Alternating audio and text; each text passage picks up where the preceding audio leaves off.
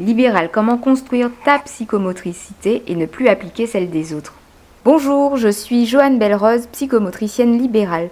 Cette chaîne s'adresse à toi si tu es en 3e année et que tu cherches des conseils pour la rédaction de ton mémoire ou tes stages, ou encore si tu es jeune diplômé et que tu recherches des conseils pour ton premier poste. Si tu n'es pas encore abonné, alors abonne-toi. Passer du stage à sa propre pratique, comment faire ?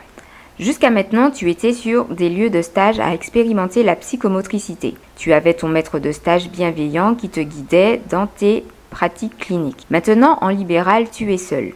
Si tu es collaboratrice, ton titulaire pourra t'aider vers cette transition. Tu peux lui proposer de la rencontrer occasionnellement pour lui soumettre tes difficultés, tes interrogations cliniques. Oser faire différemment.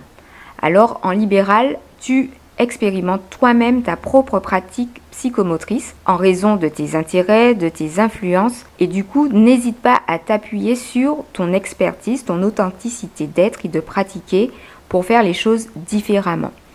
Non seulement cela te permettra de développer d'autres outils concrets pour ton exercice en libéral, donc par exemple des parcours type en fonction de telles problématiques, des jeux en lien avec la motricité fine que tu aurais pu expérimenter. Tester, ajuster, affiner. Donc du coup, notre lieu de travail est un vrai laboratoire. Auprès de chaque enfant, qui est donc différent, tu vas expérimenter des jeux différents.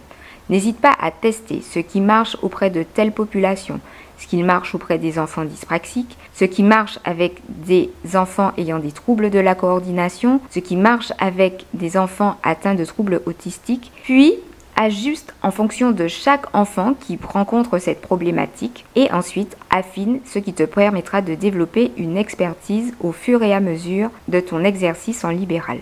Quelques conseils pour construire sa posture professionnelle.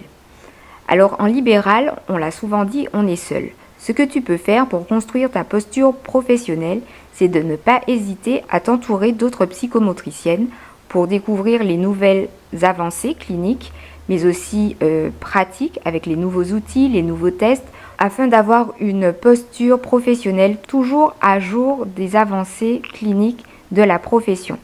N'hésite pas à adhérer aux différentes associations de psychomotriciens, notamment celle des psychomotriciens libéraux qui donnent pas mal d'outils concernant la législation, le cadre de travail et aussi qui proposent des conférences concernant la pratique non seulement clinique mais aussi concrète en libéral en lien avec la comptabilité par exemple ou les nouvelles dispositions légales. Le sentiment de légitimité qui apparaît. T'inquiète pas, ce sentiment va apparaître progressivement au fil des semaines et au fil des mois au sein de ta pratique libérale.